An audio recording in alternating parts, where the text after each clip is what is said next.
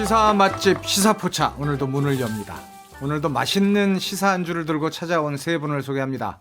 김재섭 국민의힘 서울 도봉갑 당협위원장, 곽우신 오마이뉴스 기자, 그리고 이종훈 시사평론가입니다. 안녕하세요. 안녕하세요. 네.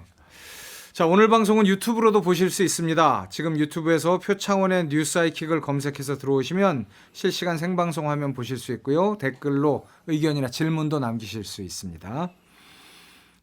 여러분이 준비한 안주를 만나기 전에 이 뉴스를 좀 짚어봐야 될 것 같습니다. 오늘 좀 뜨거운 뉴스인데요. 도이치모터스 주가 조작 의혹 사건, 다들 기억하고 계실 텐데요. 그런데 오늘 김건희 여사가 도이치모터스 주식 매수를 직접 지시한 정황이 담긴 녹취록 내용이 뉴스타파를 통해서 공개됐습니다. 이 보도 어떻게 보셨습니까? 저부터 할까요? 네. 저는 전화로 주식을 매수해 본 적이 없어가지고 아직까지 이게 그러니까 애송이시군요. 서민이시기 때문에 그래서 저희 국민의힘의 입장은 명확합니다. 그러니까 이게 위탁 매매 통상적인 절차다라고 하는 것인데 그리고 이제 지금 그 뉴스타파에서 내온 그 보도 내용 자체가 허위다라는 것이 저희 국민의힘의 입장인데요. 이것을 저는 막연하게 허위라고 볼 것도 아닌 것 같고 그렇다고 해서 대통령이 허위사실 공표를 했다라고 또 막연하게 밀어붙일 것도 아닌 것 같습니다. 그래서 아직까지는 뭐 수사랑 재판이 남아있는 상황이기 때문에 저는 좀 중립기여를 받고 좀 보도록 하겠습니다. 저는 굉장히 좀 충격적이었어요. 네. 충격적이었던 게 2010년 1월 12일 도이치모터스 주식 거래를 한 그 김건희 여사의 계좌가 예전에 공개가 됐어요. 네. 근데 그게 이제 윤석열 후보 측에서 당시 후보 측에서 문제가 없다라면서 내놓은 거거든요. 근데 이번에 뉴스타파 보도를 보니까 검찰이 이날 거래에 대해서 검찰이 직접 작성한 범죄사실 일람표에 주가를 조작하기 위한 통정거래, 고가 매매, 시세 조작 이라고 범죄사실 일람표에 적혀 있더라고요. 굉장히 충격적이고 여기에 또 하나 아까 김재섭 위원장이 윤석열 대통령이 후보 시절 허위사실을 이야기했을 리가 없다 이렇게 얘기를 했는데 과거 국민의힘 그 대선 후보 토론 과정에서 TV 토론 과정에서 홍준표 후보의 질문에 윤석열 그 당시 후보가 이 도이치모터스 주가 조작 사건에 대해서 이렇게 대답을 했습니다. 이모 씨라는 사람이 골드만삭스 출신인데 이 사람이 실력이 좋은 줄 알고 우리 집 사람이 투자 자체를 일임했다. 네. 일임했고 근데 4개월 지나보니까 손해가 났다. 그래서 4개월 뒤에 이 사람하고 완전히 관계를 끊고 절연했습니다. 이렇게 얘기를 해요. 근데 2010년 1월에 이제 거래를 시작했단 말이에요. 이모 씨와. 4개월 뒤면 5월이잖아요. 2010년 5월이잖아요. 근데 이번에 뉴스타파가 공개한 녹취록을 보면 2010년 6월에 김건희 여사가 증권사 직원과 통화하면서 앞으로 저와 이모 씨를 제외한 그 주가 조작의 선수라고 하는 이모 씨를 제외한 다른 사람들은 거래하지 못하게 하세요라고 지시하는 내용이 나옵니다. 이거 누구 말이 맞는 겁니까? 굉장히 충격적이에요. 그러니까 뭐 내용 자체는 방금 평론가님께서 잘 말씀을 해주셨고 제가 조금 이 보도를 보고 놀랐던 거는 보도 자체의 어떤 충격파보다도 그 이후에 네. 대통령실이라든가 이제 국민의힘의 대응이었는데요. 일단 굉장히 좀 선택적으로 해명을 했어요. 뉴스타파가 지적을 한 건 3개에서 4개 정도의 포인트가 있습니다. 근데 그러니까 1월 12일 녹취는 사실은 직접 매매를 한 게 아니냐라든가 뭐 이후에도 사실 방금 말씀드린 것처럼 4개월 후에도 손절했다고 하더니 뭐 계속 이거 거래 뭐 승인할 수 있고 이거는 허위 사실 아니냐 이런 부분들인데 이런 부분에 대해서 대통령실이 전혀 언급을 하지 않고 방금 김재섭 위원장께서 말씀해 주신 그 포인트 13일 관련 녹취는 사실상 그냥 위탁 매매 일환으로 이루어진 거다. 정상적인 거래였다. 이것만 가지고 이야기를 하고 있어요. 그리고 국민의힘도 논평이 상당히 늦게 오늘 뭐 전국이랑 이런 것 때문에 바빠갖고 그랬는지 잘 모르겠는데 정신이 다른 데 팔려 있어가지고 그래서 어쨌든 논평도 늦었고 내용도 거의 대통령실이 언급한 내용을 복사 붙여넣기 한 정도 수준에 불과했다. 지금 여당도 사실은 여권도 좀 당황한 게 아닌가 이 보도 때문에 그래서 다시 또 메신저 공격으로 가는 게 아닌가 뉴스타파가 뭐 편향된 언론사라든가 이런 식의 비판으로 가는 게 전형적인 지금 대응이 대통령실 아닌가 같은 싶어요. 경우는 허위 날조 보도를 한 이 뉴스타파를 법적 대응하겠다 이렇게 네. 얘기를 하는데 제가 보수 유튜버로 빙의해서 한번 얘기해 볼게요. 저는 이번에 대통령실에서 아주 강력한 법적 대응을 해야 된다고 봅니다. 네. 이거는 정말 어떤 의미에서 좌파 검찰 그리고 좌파 매체가 대통령과 영부인을 공격하는 거예요. 있을 수 없어요. 이 경우 허위사실 유포는 뭐 최악의 경우 선거법상 허위사실 유포로 당선 무효밖에 더 되겠어요? 하지만 대통령과 우리 김건희 여사가 거짓말하실 분 아니잖아요. 강력하게 법적 대응해서 법적으로 72B 가려야 됩니다. 어떻게 생각하세요, 김재섭 위원장? 잘하시네. 저 말씀드렸지만 중립기호 받고 있겠습니다. 아니 어떻게 생각하세요? 법적 대응해야지. 아니 이제 뭐 대통령실에 법적 대응을 하겠다고 선언을 해놓은 상황이기 네. 때문에 법적 대응을 하시겠죠. 근데 제가 이제 말씀드리고 싶은 것은 어쨌든 이것이 위탁매매 통상적인 절차다라는 것은 뭐 분명한 입장인 것이고 근데 그렇다고 해서 검찰의 범죄 사실 일람 표현은 그래서 통상매매라고 제가 안 적혀 있어요. 말씀드리고 싶은 내용은 그러니까 그렇다고 해서 어떤 매체, 그러니까 메신저에 대한 무작정 공격보다는 어쨌든 뭐 근거가 있고 합리적인 의심이 있으니까 보도한 거 아니겠습니까? 그러니까 마찬가지로 국민의힘도 여기에 대해서는 뭐 추가적인 성명이 있을 거라 생각합니다. 그런데 윤석열 대통령은 아까도 말씀하셨듯이 대선 후보 시절에 김건희 여사가 3자에게 계좌 위탁했을 뿐이고 그 본인은 관계없다 이렇게 주장을 하셨는데 그 엄밀하게 보면 선거법 위반 아닙니까? 그런데 그렇죠. 이게 대선이 선거법 위반으로 이게 뭐가 문제가 된 적은 지금까지는 없었잖아요. 그러니까 저는 이번 대통령실의 결단을 높이 삽니다. 대통령실 스스로가 법적 대응을 하면서 법으로 72B를 가려서 이게 허위사실 유포인지 아닌지를 가리겠다는 거 아니에요. 일단 가리시겠죠. 뭐 원래 보수 공소시효도 유튜브 하나 하시는 거 6개월밖에 안 아닙니까? 되니까요. 너무 예. 잘하시는데. 지금 어쨌든 9월 9일까지 뭐 검찰이 이걸 가지고 기소를 하기도 사실상 좀 어려워 보이는 상황이고요. 그리고 어쨌든 대통령이라는 지위는 뭐 거의 내란 정도가 아닌 이상 이제 그렇죠. 재임 기간 동안 형사소추가 되지 않기 때문에 이 문제는 사실은 대통령실은 정치적인 악재인 거죠. 법적인 악재예요. 사법 리스크라기보다는 정치적 네. 악재인 건데 이럴 때 해명을 이런 식으로 나가는 게 과연 적절한 대응인가. 그래서 홍보수석도 바뀌시고 일신한다고 하셨는데 여전히 이런 식의 언론 대응을 한다는 게 저는 좀 그러니까 안타깝긴 이게 합니다. 그러니까 허위 사실 공표를 우리가 뭐 기소를 하고 하는 문제랑 실제로 도이치모터스 주가 조작 사건과 관련돼서 김건희 여사가 수사를 받고 재판이 진행되는 거랑 조금 다른 문제일 수 있어요. 그러니까 실제로 그 가운데서 예를 들면 허위 사실 공포를 하게 된 사정이 있었다든지 여러 가지 있을 수 있었죠. 그러니까 아직까지 법리적으로는 명백하게 구분할 수 있다라는 것이죠. 네, 뭐 일단 그렇게 거기까지만 말씀드리겠습니다. 허위사실 인정하는 거잖아요. 아니죠. 네, 그러니까 김건희 여사 이 말씀 주신 대로 그 선거법이 공소시효가 굉장히 짧기 때문에 허위사실 공표 자체를 기소 여부와 상관없이 김건희 여사가 만약에 도이치모터스 주가 조작 사건에 연루가 되어 있고 실제로 거기에 대해서 뭐 혐의가 입증된다 그러면 그건 그것대로 처벌을 받는 것이기 때문에 허위사실 공표까지 안 가더라도 어쨌든 사실은 밝혀질 것이다. 그러니까 저는 중립기를 일단 받고 있겠다라는 자, 오늘 말씀드리겠습니다. 맛보기 아이템은 이 정도로 하시고요. 맛보기가 왜 이렇게 길었어요? 이거 너무 광고 길게 하신 것 듣고 같은데. 힘들었어요. 본격적으로 네, 오늘의 안주 열어보도록 하겠습니다. 광고 들으시죠. 자, 이제 세 분이 준비한 시사 안주 본격적으로 만나보겠습니다. 첫 번째 안주는 김재섭 위원장 준비하셨는데요. 먼저 어제 MBC 뉴스 일부를 듣고 오겠습니다. 정기국회 첫날 본회의에 참석한 이재명 대표. 휴대전화 문자를 확인하는 모습이 취재진 카메라에 포착됐습니다. 출석 요구서가 방금 왔습니다. 전쟁입니다라고 적은 보좌진의 보고였습니다. 자, 김재섭 위원장, 이재명 대표 측은 전쟁이라는 표현까지 썼는데요. 검찰이 이 대표 소환을 통보하면서 정치적 파장이 커지고 있습니다. 어떤 부분에 주목하셨나요? 저는 두 가지 주목했습니다. 당연히 전쟁이라는 단어는 확 꽂혔고요. 네. 첫 번째로는 이재명 대표가 이것을 뭐 모르고 유출했을까? 저는 그렇지 않다고 생각하고 상당 부분의 고의가 있을 것이다라는 생각이 하나가 있고요. 그 고의라고 하는 것은 사실은 어떤 지령 같은 거라고 생각해요. 나는 이렇게 탄압당하고 있다. 나를 지지하는 이른바 개딸들 도와주십시오라는 어떤 지령 같은 걸로 하나 느껴졌고요. 두 번째로는 그를 대응하는 민주당의 태도인 것이죠.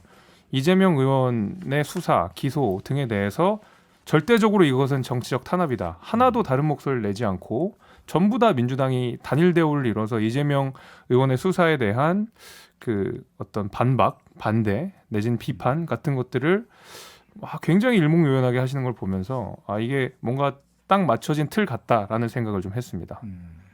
오늘 이재명 대표는 먼지털이 하듯 털다가 안 되니까 엉뚱한 거 가지고 꼬투리 잡는다 이렇게 입장을 밝혔는데요. 어떻게 생각하십니까? 저 같은 경우는 이번 검찰의 소환 그 자체가 어떻게 보면 추석 밥상에 뭔가 좀 아이템 하나를 더 얹어보겠다는 의도가 좀 있다 이렇게 볼 수밖에 없다고 봐요. 지금 오늘 검찰에서 이제 그동안 여러 차례 서면 조사를 요청했지만 이 대표 측에서 응하지 않아서 불가피하게 소환 조사를 하게 됐다. 그리고 공소시효가 얼마 남지 않았기 때문에 9월 9일 자정까지 했기 때문에 시간이 촉박해서 어쩔 수 없이 소환 조사를 하게 됐다 이렇게 해명을 했거든요. 그런데 민주당과 이재명 의원 측의 이재명 대표 측의 해명은 이와 좀 다릅니다. 3건 중에 2건은 이미 서면 답변을 했고 네. 남은 한 건에 대해서 전당대회 일정 등으로 인해서 검찰과 협의를 하고 있는 중에 검찰이 전격적으로 소환 조사하겠다. 6일에 검찰 중앙지검으로 나와라. 서울중앙지검으로 나와라. 그리고 포토라인에 서라. 이렇게 이야기하고 있거든요. 이 말이 맞다면 이건 전형적인 망신주기예요. 그러다 보니 이재명 대표 측에서 전쟁이다라는 표현이 나올 수밖에 없는 거죠. 아, 저는 그렇게 생각 안 하고요. 그 애초에 검찰이 망신 주려고 했었으면 굳이 이걸로 아니 근데 망신 줄 협의하다가 필요도 왜 전혀 갑자기 없었고. 소환 아니, 조사를 제가 말씀드릴게요. 바꿔요? 그러니까 예를 들면 지금 이재명 대표도 그렇고 민주당도 그렇고 엄청 쫄아 있다는 생각이 좀 들어요. 그러니까 수사가 들어오면 그냥 겸허히 받으시면 되고 아까 뭐 말씀하신 대로 뭐 서면 질의 응하시지 않았다고 하는데 아니 하고 있잖아요. 아니, 그러니까 그 하면 되는 2건을 거고. 했다니까요. 실제로 그 중에서 그래서 불송치 나온 거 있잖아요. 예를 들면 GH의 그 이재명 의원의 옆집에 뭐 무슨 아, 그것을 그건 딴 합숙소로 건이고, 그건 딴 그러니까 건이니까. 제가 말씀드리는 것은 불송치 나왔잖아요. 그러니까 검찰에서도 이재명 의원을 무조건 기소하겠다라고 정해놓고 하는 것이 아니라 필요에 따라서 수사가 이루어져야 되는 것은 수사를 하고 또 소환을 해야 되는 건 소환을 하고 그렇게 하면 되는 것인데 이것을 막 민주당이 전부 나서가지고 절대 안 됩니다. 이것은 뭐 정치적 탄압입니다. 그 사법 리스크를 해지하기 위해서 당무위원회 만들어놨잖아요. 굳이 아니죠, 이렇게까지 아니죠. 할 지금 필요가 있는지 얘기하는 모르겠어요. 포인트가 지금 너무 딴 쫄아 있어요 지금 민주당이. 포인트가 딴 얘기가 되고 있는 게 아니 뭐냐면 그러니까 쫄아 있다니까요. 서면 민주당이. 조사를 위해서 협의를 하다가 왜 갑자기 검찰이 입장을 바꿨냐는 걸 얘기하는데 협조를 안 한다고 하면 안 되죠. 결국 검찰이 그냥 검찰의 일을 하고 있는 것이냐 아니면 정치를 하고 있는 것이냐에 대한 의견이 다른 것 같은데요. 곽 기자님 어떻게 생각하십니까? 사실 그러니까 민주당 입장에서는 실제로 의도가 어찌되었든 간에 망신주기로 지금 판을 짠 거라고 인식할 수밖에 없을 것 같아요. 왜냐하면 약간 무대가 갖춰졌거든요. 그러니까 일종의 TPO가 맞아 떨어진 거죠. 마침 9월 6일이 또 우리 이준석 괄호 열고 전 괄호 닫고 대표도 이날 뭐 이게 나올 수 있습니다. 그러니까 여당 전직 대표와 이게 여당 전직 대표와 현 야당 대표가 동시에 포토라인에 서게 되는 상황이 됐는데 만약 이 자리에 이재명 대표만 나오지 않는다고 한다면 상당히 비교되는 그림이 나올 수밖에 없겠죠. 나온다고 하더라도 마찬가지고 사실은 민주당 입장에서는 좀 부담스러울 수밖에 없을 것 같습니다. 상황적으로도 나갈 그렇고. 수도 안 나갈 수도. 네, 없는 그렇죠. 그런. 딜레마에 빠져 있는 거죠. 그래서 뭐 아마 고민이 좀 있을 것 같습니다. 정면 돌파를 할지 아니면은 굳이 망신주기 그림에 참여하지 않을 수도 있고요. 다만 근데 어떤 결정을 하든지 간에 그러니까 이재명 대표의 이 최근 그러니까 이 먼지털이 하듯 꼬투리 잡는다라는 발언이라든가 얼마 전에 쌍방울 관련해 가지고 뭐 내복 말고는 쌍방울과 연관 없다라든가 이런 식의 그 언사가 사실 지지자들 입장에서 굉장히 좋아할 만한 발언이긴 한데 저는 좀 대표로서 부적절하다고 생각을 합니다. 왜냐하면은 네. 조금 이제 큰 정치인이잖아요. 좀 네. 진중하게 나갈 필요가 있어요. 이 신념이나 정책적인 기조는 좀 개혁적으로 갈 필요가 있지만 지금 여기에서 약간 평소에 특유의 약간의 비록 비꼬는 게 들어가면서 받아치고 하는 것들은 평론가나 아니면은 이제 패널들이 할 이야기지 이제 당대표로서 즉 그것도 거대 야당의 제1야당 당대표로서 하기 적절하지 않아 보이고 할 거면은 명확하게 정면 돌파하는 것도 저는 지지자들에게 오히려 더 훨씬 좋은 시그널이 될 수 있다. 괜히 여당한테 빌미도 안 줄 수 있고요. 그리고 이제 지금 뭐 절차상의 문제를 말씀하시고 왜 이 시점에 이재명 대표를 소환하느냐 이제 이런 지금 우리가 나중 사후적인 절차 문제에 대해서 논하고 있는 것인데 사실은 왜 그럼 소환이 이루어졌느냐 선거법상 허위사실 공표가 있었다. 그 충분히 허위사실 공표로서 다스릴 수 있는 어떤 행위가 있었다, 발언이 있었다라는 거 아니겠습니까? 실제로 그 발언에 대해서는 그 결국 국토부에 압력이 있었다, 협박이 있었다라는 것인데 국토부 입장에서도 그런 공문을 보낸 적 없다고 오늘 단독 보도가 나온 바가 있고요.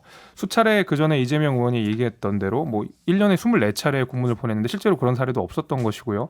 그럼 우리가 허위사실 공표를 했다라고 인정할 수 있는 부분이 넉넉하게 지금 있는 상황 속에서 나중에 지금 절차상 뭐 추석이 얼마 안 남았는데 왜 지금 부르냐라고 하는 것은 사실은 이재명 의원이 했던 허위사실 공표 자체를 가리는 일일 수 있다고 생각해요. 그래서 이것이 실제로 공소시효가 얼마 남지 않았고 여기에 대해서 검찰이 수사를 해야 되는 거면 얼마든지 절차상 할 수 있는 것이죠. 아니 제가 지금 지적하는 포인트를 자꾸 왜곡하시는데 제가 지적하는 포인트는 서면 답변을 협의하고 있었다니까요. 그리고 서면 답변을 그러면 이전에 다른 2건에 대해서 이재명 대표 측이 서면 답변을 불성실하게 하고 안 했느냐? 아니에요. 다 했어요. 그리고 남은 한 건에 대해서 전당대회 등의 일정이 겹치면서 이걸 어떻게 할 거냐 협의를 하고 있는데 검찰에서 갑자기 나와라 포토라인에 서라라고 한 거잖아요. 그 얘기는 이제 계속 반복되고 있고요. 우선 김재섭 위원이 얘기해 주셨던 그 허위사실 유포 혐의, 이 혐의 자체에 대해서는 어떻게 보십니까? 혐의 자체에 대해서도 사실 국토부에 대한 협박을 느꼈다. 라는 협박이라는 게 사실 주관적인 부분이 좀 있잖아요. 네.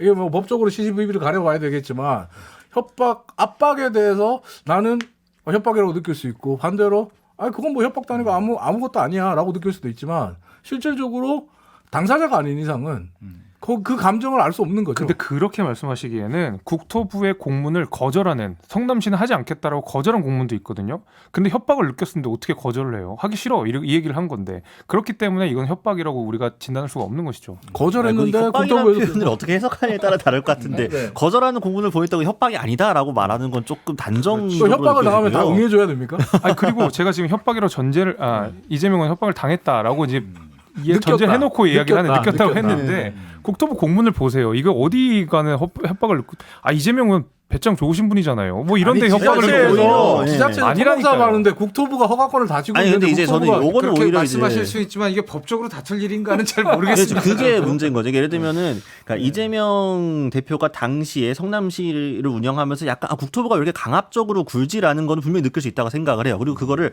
협박이라고 표현을 했다고 해서 이게 허위 사실이다 아니다 이 주관적 표현을 가지고 이야기를 하는 거는 이것도 역시 굳이 사법의 영역으로 넘어갈 문제인가 싶고, 그리고 다만 이제 방금 말씀 주신 것처럼 사실 이재명 대표의 성남시가 그렇게 고분고분한 시는 아니었어요. 그죠? 사실 그 중앙정부 등과 여러 번 갈등도 있었고 이게 있었는데 굳이 그럼 이 건에 대해서는 왜 약간 굴복하는 모양새 비슷하게 취해 있는가? 이 부분은 조금 따져볼 수 있겠죠. 그렇게 추적이라고 뭐 표현을 하고 뭐 사건들이 얽혀 있으니까. 그러니까 이거를 굳이 이렇게 풀어가야 되는가에 대해서 저는 여전히 좀 양쪽이 다 이해가 안 가는 측면이 아니 있습니다. 그리고 국토부가요. 공정과 상식을 강조하는 윤석열 정부라면 앞에 제가 말씀드렸던 김건희 여사의 도이치모터 사건 관련해서 윤석열 후보가 대선 기간에 말했던 부분이 허위사실인지 아닌지에 대해서도 같이 한번 논해보자고. 그거는 뭐 논하고요. 제가 말씀드린 그거는 국토부에 넘어가자고 얘기하고 아니, 이거는 따지자 그러면 어떡해요. 국토부에서 성남시에다가 뭐라고 보냈냐면 백현동 용도 변경 의무 아니다라고 공문을 보냈는데 무슨 협박을 느껴요 여기에. 아니 그러니까 의무가 아니다라는 건 설명을 한 거죠. 의무를 한 건 아니지만 그러니까 국토부가 근데 그 의무를 의무를 그 의무에 대한 협박을 느꼈다라는 것이니까 그러니까 이재명 이제 의원이 그게- 그거는 거짓말을 한 거죠. 예. 저는 그게 거짓말이라고 거짓말인지 단정적으로 아닌지 저는 잘 저는 모르겠어요. 모르겠어요. 네.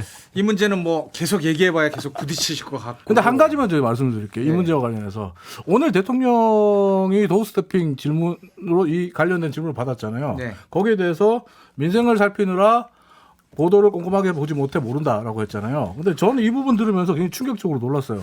대통령께서 거짓말을 하시는 게 아니라면 이거는 지금 대통령실 그리고 우리 행정부 보고 라인, 보고 체계 모두 다 무너졌다. 이거 국기문란 상황이다. 이런 생각을 했어요. 무슨 말이냐면 한동훈 법무부 장관이 어제 국회에서 어제 오전에 보고를 받았다고 했어요. 대통령이 이재명 후보에게 직접 전화를 걸어서 야당과 협치하겠다. 앞으로 협치하고 민생을 돌보겠다라고 했는데 법무부 장관이 검찰이 야당 후보 망신주기식의 이런 수사를 하는 거에 대해서 보고를 받고도 말을 안 했다는 거잖아요. 대통령실과 대통령에게 보고를 안 했다는 거잖아요.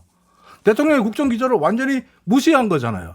만약에 법무부 장관이 보고했는데 대통령실에서 대통령에게 보고하지 않았다. 이 또한 국기문란이죠. 일일이 대응하지 않겠다라는 선언인 것이죠. 뭐 기사를 그러니까 보실 그 모든 시간이 없다고 하시니까 모든 뭐 사건에 대해서 말이 대통령이 그렇다는 다 거죠. 내부 총질도 논평을 당국 아닙니다. 개입이 그럼 아니라고 거짓말이라는 하시는데 건가요? 아니죠. 뭐 논평을 안 감사야, 하겠다라는 뭐 것이죠. 보시죠. 그래서 저는 약간 이제 그 돌아가신 분에 대해서 그렇게 말씀하신 거 그거는 좀 조금 다르게 보긴 합니다. 그러니까 앞에 건과 뒤에 거는 좀 동등하다고 보진 않고요. 사진도 찍히고 막 그런 거 한 걸 갔는데 막 그렇게 얘기한 건데 물론 이것도 그렇다고 법적 시시비비를 가릴 문제인가 이것도 좀 잘 아리송합니다. 네. 네, 이 얘기는 여기까지 하시죠.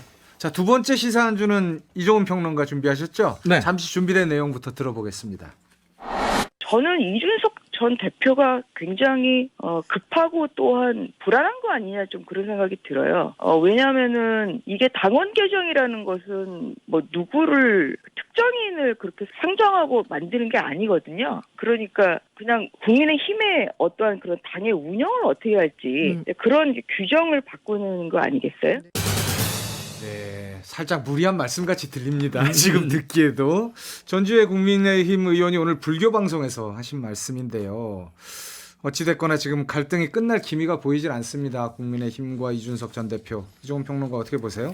저는 지난주에 제가 이 자리에서 우리 김은성 배우님께서는 안 계셨지만 이 네. 자리에서 예측했던 그대로 흘러가고 있다라고 봅니다. 지난주에 제가 뭐라 그랬습니까? 앞으로 법 무시할 거다. 국민의힘은 법 무시할 거다 그랬죠. 그때 여러분들 반응은 야, 여당인데 어떻게 법을 무시해요? 이랬죠. 근데 법 무시하고 있죠. 저는 무리수에 그리고 무리수를 둘 거라고 했어요. 이준석 제가 언제 그랬어요? 이준석 전 전 그런 적 없어요. 대표에 대해서 윤리에서 징계할 것 같다. 그런 얘기가 지금 여의도에 돈다. 그럴 때 우리 가구신 기자 얘기했잖아요. 지금 이 시기에 할 수 있을까요? 라고 했잖아요. 하려고 하잖아요. 한치의 예상도 벗어나지 않는 국민의힘. 역시 국민의힘이다. 이 생각을 하면서 이 주제를 가져왔습니다.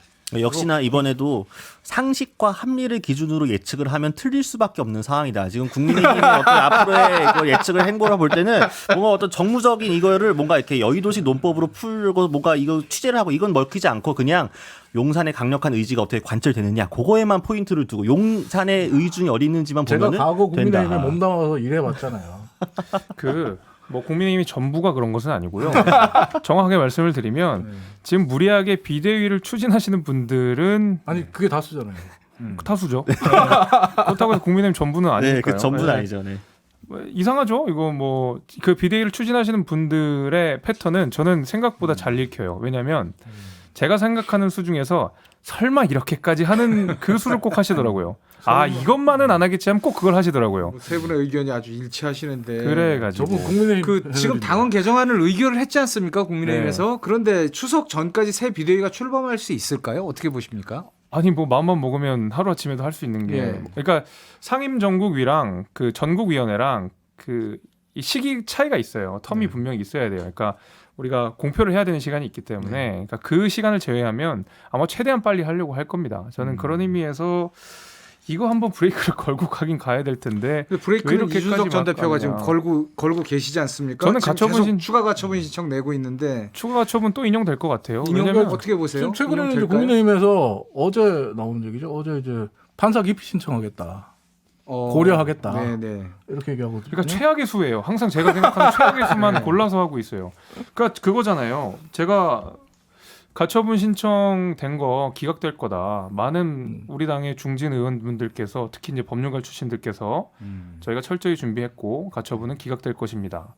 라고 해서 결국 인용되니까 그 철저하게 준비했던 내용이 뭐였냐면 판사가 정치적이다였거든요. 그러니까 너무 이제 후진 대응이 나온 거예요. 그 이후에는 이분들이 정치인인지 변호인인지 모르겠어요. 그러니까 그러니까 법원의 판결에 대해서 정치인으로서 소화를 해내는 것이 아니라 법원의 판단이 있으니까 다시 변호인의 모습으로 딱 돌아가서 국민의힘 비대위의 변호인이 되셔가지고 법원의 판단을 우회하는 방식으로 자꾸 법리를 껴맞추기 시작하거든요. 이거 민사소송의 변호인들이나 하는 일들이잖아요.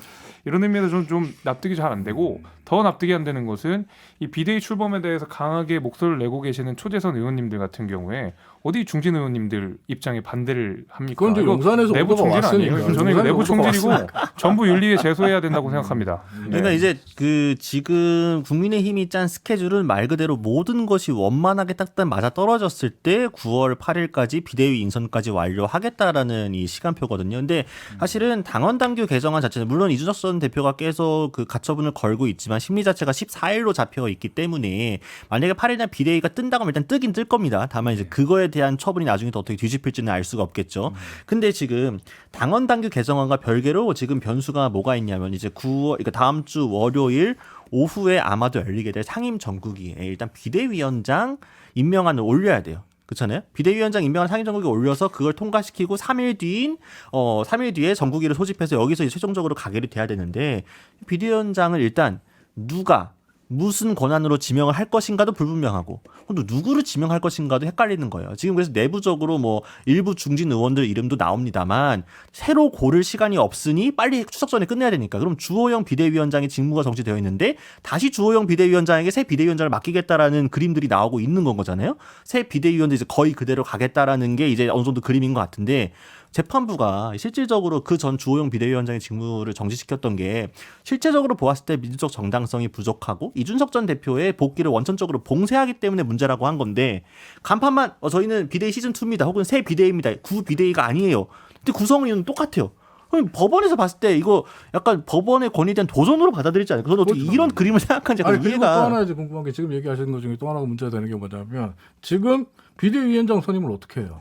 누가 해야 합니까? 그러니까 이게 비대위원장 직무대행이 비대위원장을 선임해요?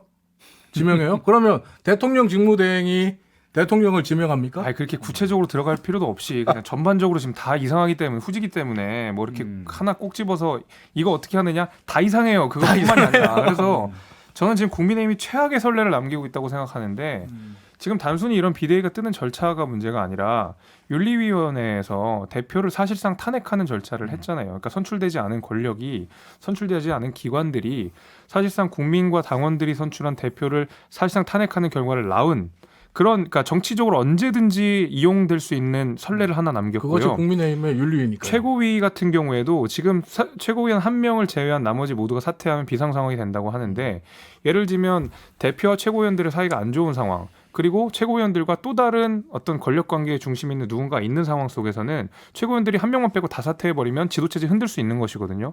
이거는 심각하게 정당의 운영체제 안정성을 해치는 일이라고 생각합니다. 이걸 왜 국민의힘이 스스로 나서가지고 왜 지도체제를 이런 식으로 불안하게 만드는지 저는 지금 비대위 뜨는 것 자체가 목적이 돼버려가지고 그리고 이준석 대표를 몰아내는 것 자체가 주목적이 돼버려가지고 합리적인 판단이 전혀 안 되는 것 같아요. 저는 예전부터 이 자리에서 계속 얘기했는데 이준석 대표 문제가 처음 터졌을 때부터 이 자리에서 얘기했지만은 지금 이준석 대표 문제는 윤리위에 예전에 제소되기 전부터 얘기했지만 용산에서 대통령실에서 이준석 대표를 같이 갈 수 없는 사람으로 규정하고 이미 내치겠다라고 마음 먹었기 때문에 이런 일이 일련의 과정들이 쭉 이어져 왔거든요. 그리고 지금 이 비대위가 뜰 거냐 말 거냐, 추석선거에 뜰 거냐 말 거냐, 전 뜬다고 봅니다. 왜냐?